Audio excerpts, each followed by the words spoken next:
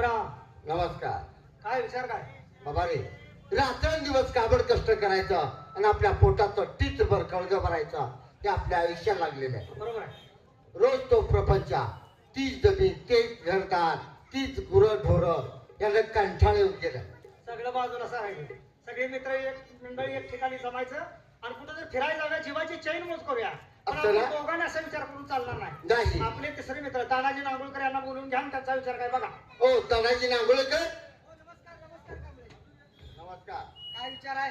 विचार एक आहे बाबा, रोज काबड कष्ट करायचं आणि आपल्या पोटाचं टीच भर कळग भरायचं ते आपल्या आयुष्यात लागलं. ते नेहमीच आहे आपलं. हाय का होय, नाही? होय. मग हे सगळं बाजूला ठेवायचं आणखी आणि आज सगळे जीवाभावाचे मित्र जमायचा कुठतरी चैनमोज करायला जायचं. आल्या माझ्या मनात तेच आहे. कधी आम्ही सांगितलं नाही नाही मग? आता लगेच कसं सांगू, तुम्ही बोलल्याशिवाय सांगणार कसं. बरोबर आहे. पण का आपण झालो तिघ जण. तीन तिघांनी काम बिघाड नको आहे.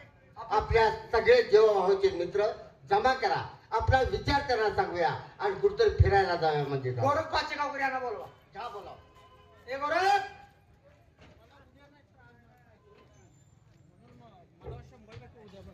राम राम. राम राम. काय इकडे घातल्या तोंड नीट घेऊन जाणार का पाचेगावला? काय आज जेवणार आहेस का नाही? आलाय का चक्कर का घातलं तुमचं? चक्कर म्हणतो का आज इकडे घातल्या म्हणजे? मी आईचं नाव घेतलं का अरे सुभाष पाचेगाव भेटायला आलं काय तर काय. चला बघू. राम राम. नमस्कार. काय विचार काय काय भानगड आहे विचार एक आहे बाबा, काय आयुष्य आपलं काबड कष्ट करण्यात गेलं, होय संसार प्रपंचामध्ये गेला, नाही पण गेलं. स्वतःच्या जीवाला विरंगुळ आहे का रे? ना, अरे बरोबर आहे. काबड कष्ट रोज पाठीमागे लागले. बरोबर आहे. मग आता तुमचा विचार काय झालाय? विचार एक आहे, काय? सगळे जीवाभावाचे मित्र जमायचा आणि कुठतरी चैनमोज करायला जायचं. जाऊ तुम्ही जाऊ. का रे? तर मला काय जमणार नाही. का? अरे का काय लागायचं बिनकामा डोक्याला ताप होऊन बसलाय घरात. अरे पण झालंय काय? अरे झालं काय लागा, एवढी मोठी मिरवणूक निघली. बर. त्या मिरवणूक मध्ये तुम्ही आला नाही तर तुम्ही किती नालायक माणसं म्हणायचे. तुम्ही मित्र म्हणायच्या लायकीचं सुद्धा राहिला अरे नाही. जीवाभावाचा मित्र तू, होय. एक घास असला तर वाटून खातोय, नाही का तर? एक कप चहा असला तर आपण अर्धा अर्धा पितोय. अरे रुबा सकाळचीच गोष्ट. आणि मिरवणूक निघाली कोणा तुझ्या बाची का कोणाची? माझ्या बाजी. मिरवणूक निघाली की कोणाची? अरे माझी. मग ह्या काय आम्हाला कळलंच नाही. काय कळलं नाही म्हणून काय लागा विचारता नाही आलाय कोणा करता येईल का? कशासाठी तुझी मिरवणूक काढली काय मला काय कशासाठी? हा? अरे निरोप सांगावा तर जायचा. सगळ्यांना सांगितलं होतं पण तुमच्यापर्यंत निरोप पोचला नाही, त्याला माझा नावी लागाय. बरं कशाबद्दल तुझं काय काय? तुला माहित आहे का नाही, माझ्या घरानं पहिल्यापासून शिकार करायची. काय शिकार करायचं बरोबर आहे का नाही? अरे ह्याला मी डोंगरातच आहे. शाबास. आता कसं पडला होय, होय. आमच्या आजोबाची एक जुनी तलवार आहे बर आणि ती जुनी तलवार आजोबाची भिंतीला टाकून ठेवलेली आहे. बर आठवण पण ठेवली असेल. आठवण म्हणून ठेवल्या. घरात त्यांनी विचार केला म्हणले या तलवारीबद्दल त्याला गोरगला समजावून सांगू. बर त्याचं काय तर तथ्य काय त्या हा, तथ्य त्या काय? तलवारीचा नेम काय आहे? बर बर बर हा मग सगळ्यांनी संध्याकाळी जेवण वगैरे केलं आणि मला बोलवून घेतलं म्हणले गोरख हा.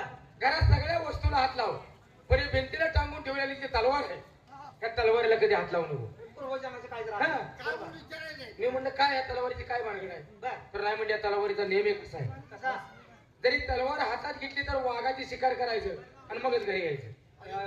मग काय तर त्यात तथ्य आहे म्हटलं का? हा. बर मग आता आजोबांना वडिलांना सगळ्यांना सांगितलं, म्हणलं हाबरेट खाऊन मला अंगोपती चाला येणार, होय होय मी या तलवारीला कशाला हात लावायला जातोय? त्यांनी त्यांचं सांगायचं काम केलं, तू तुझा विचार केला, विषय संपला. हा मग बरं काय एक दोन दिवस केलं, हा घरामध्ये एकटाच बसलो होतो उन्हाचा बर दुपारचं. दुपारचं. हा. अरे काय माझ्या डोक्यात खूळ पेटलं, उठलो ती तलवार हातात घेतली. काय?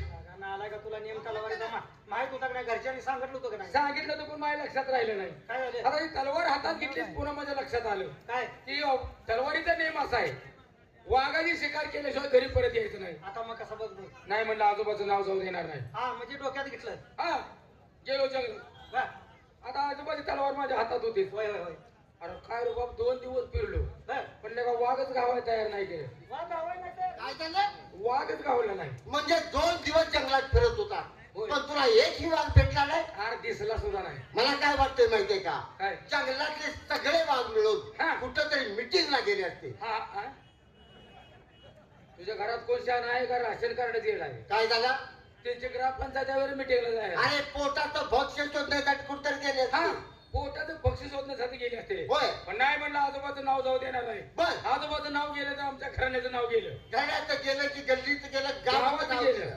काय नाही म्हणलं अजून 2 दिवस फिरायचं, पण वाघाची शिकार करूनच जायचं. बर पुन्हा 2 दिवस फिरलो. बर बर अरे पुन्हा वाघ दिसला एकही वाघ भेटला नाही. 4 दिवसात वाघ भेटला नाही. म्हणलं आता पर्याय नाही, कारण आजोबाला शरण गेल्याशिवाय म्हणलं गत्यंतर नाही. बरोबर आहे. आता शरण आलेल्या माणसाला कोण मरण देईल का? नाही देत. जायचं आजोबाला सांगायचं माझ्या हातनं गरज झालं, मी तलवार हातात घेतली, चूक झाली माझ्याकडे, एवढं मला माफ करा. बरोबर आहे.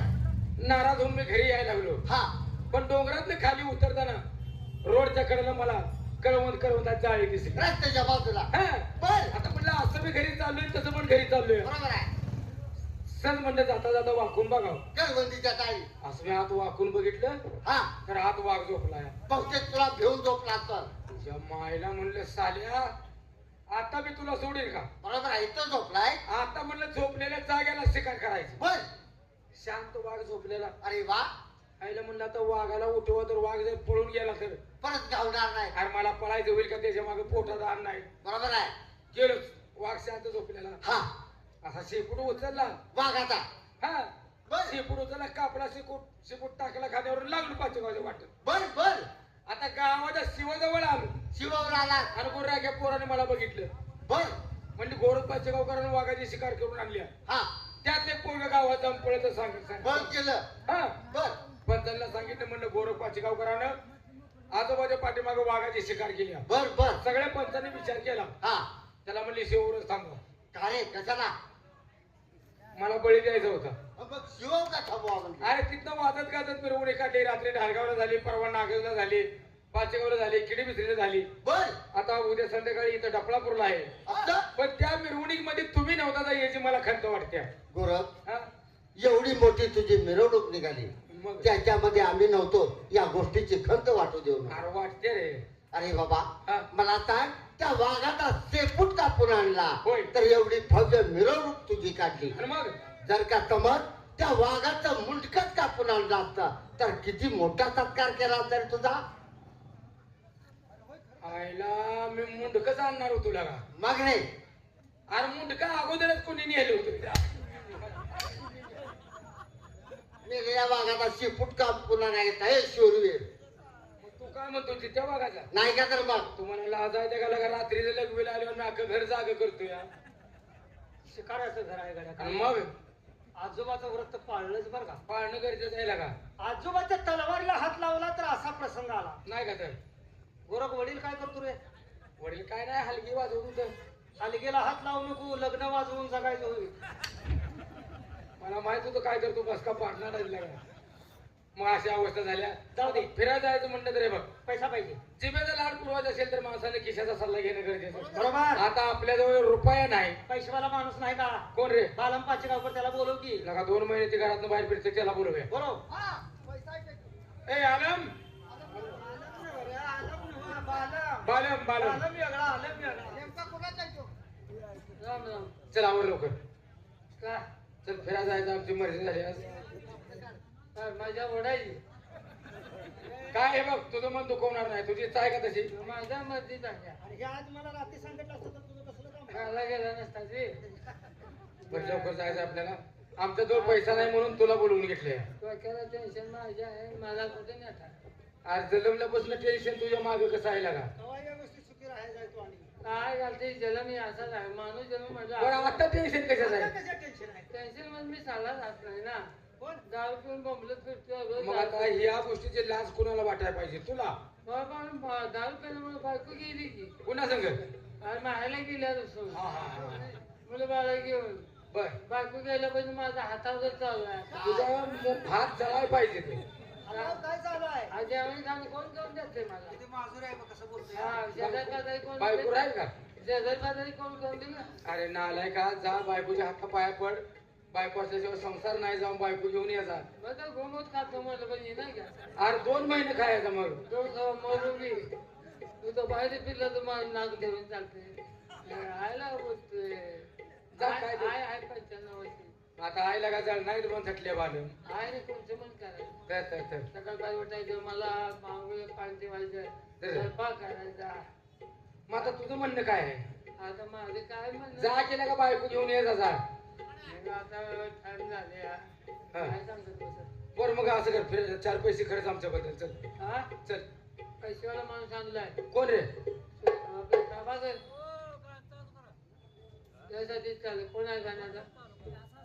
मला दाखव कोण गाण्याचं बघू द्यावं आज गाणे संध्याकाळी घालतात, संध्याकाळी आज ना आता नाही गाणे संध्याकाळी एवढं तर कुठे त्या प्रभाकरला बोलवून ये उन्हात आणून नाच करते घे बोलवून एक सुद्धा गाणं नाही ओळख लावायचा त्या बायला बोलवून घे. बोल बायला कसा बोलू अरे बायला म्हणतो का आयला मला बायतला आणि गड्यातला फरक कळत नाही.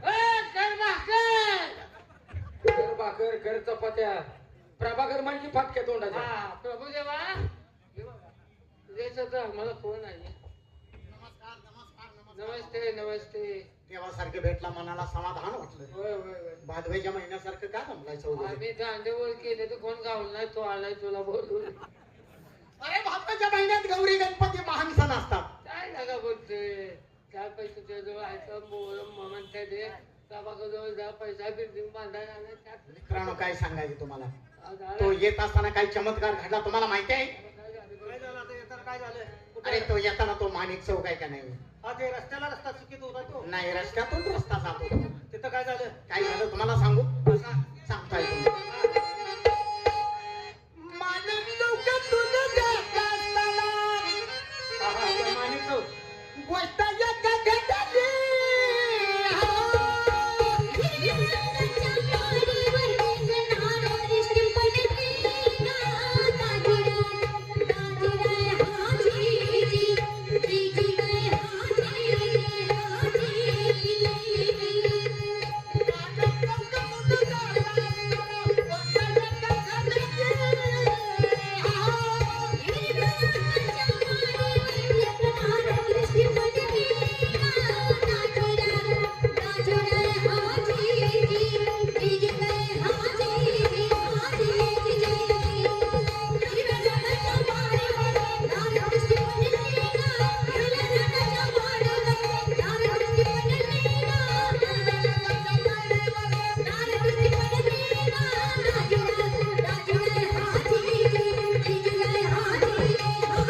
गोष्ट एका घडली.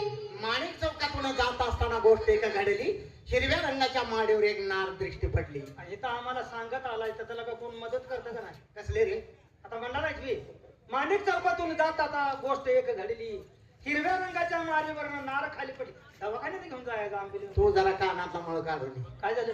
खाली पडली नाही, मग नार दृष्टी पडली. म्हणजे बघितली? मी बघितली. अरे नार इष्टी पडली म्हणते. काय म्हणतोय? अरे नार दृष्टी पडली म्हणजे पाहिली. पाहिली? सकाळचा प्रहार. हो हो हो. मी माडीच्या गच्ची खालून चाललेलो वय, वय, वय. आणि ती वरती केस वाळवत थांबलेली तो असा माडी खाल्ला आणि मी खालून पाहिलं. सूर्याचं किरण पडलेलं. बरोबर. ती केस वाळवत बसलेली. तो माडीवर खालनं बघितलंय. काय दिसायचं रे? सगळं केसच की तुमच्या नशिबात केसच आहे. हो, केस वाळवत बसलेली. पण ते कुठं होते कुठं होती? सांगू तुम्हाला. कसा? उभे होते खिडकीला मला पहा. खिडकीला? ताचा हातात दडली.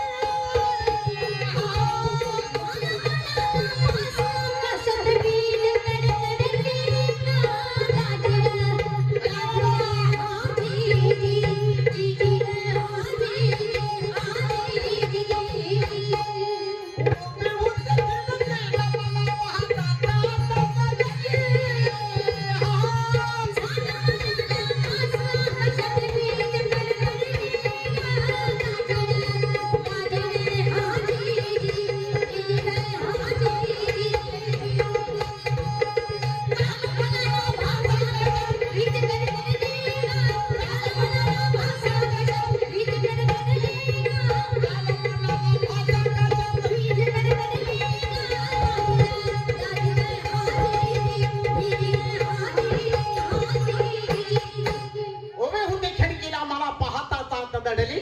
झाला मनाला भास आकाशात वीज कडकडली. अरे जणू का आसमानात वीज कडकडावी अशा प्रमाणात त्याचं सौंदर्य होतं.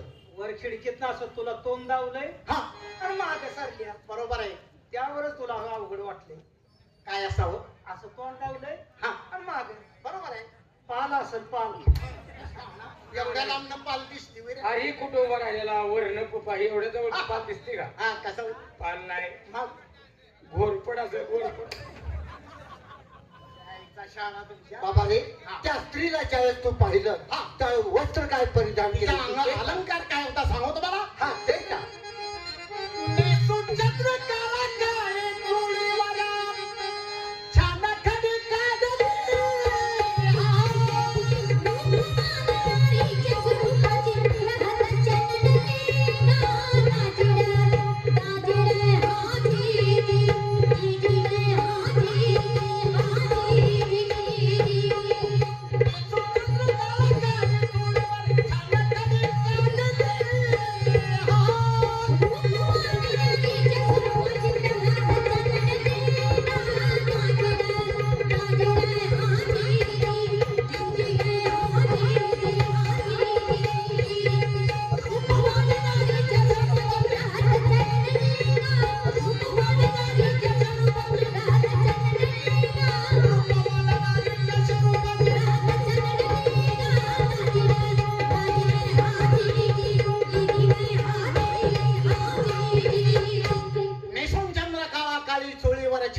काढली